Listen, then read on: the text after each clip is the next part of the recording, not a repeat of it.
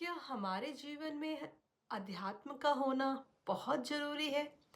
एक भक्त ने पूछा, महाराज जी, जो लोग प्रेम विवाह करते हैं क्या उनका जीवन सुखमय होता है? तो इस पर हमारे श्री प्रेमानंद जी महाराज जी बोलते हैं, जो लोग प्रेम विवाह करते हैं, चाहे वो लड़का हो चाहे वो लड़की हो, जरूरी नहीं वो सुखी होंगे और सुखी नहीं रहेंगे, इसकी गारंटी है। क्योंकि वो लोग अध्यात्म को नहीं जानते तो उनका कुछ नहीं होगा। जो लोग अध्यात्म को जानते हैं उसका ही भला होगा, जो लोग अध्यात्म को नहीं जानते उसका भला नहीं होगा।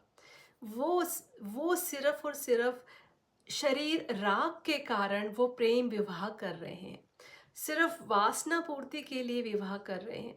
और जिस दिन उन उससे उसका शरीर भी शरीर रागी, उनका उनसे भी अच्छा अगर उनको शरीर रागी मिल गया तो उसी तत्काल उसी क्षण उसी तत्काल वो उसका त्याग कर देगा, चाहे वो लड़का हो चाहे वो बेटा हो चाहे वो बेटी हो।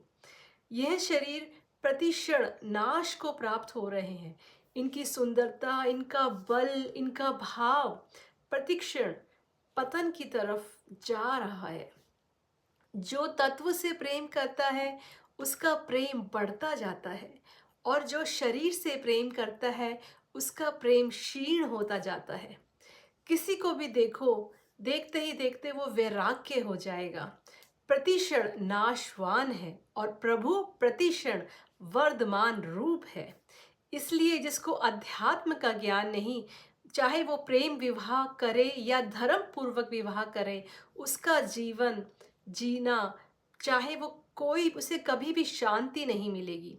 चाहे वो उसके सब गुण मिल जाए, सारी कुंडली सारे गोत्र मिला ले, अगर उसको अध्यात्म का ज्ञान नहीं है तो उसको काम, क्रोध, मोह, लोभ, मद, उसके ये सारे उसको विकार, उसकी सारी दुर्गति कर देंगे।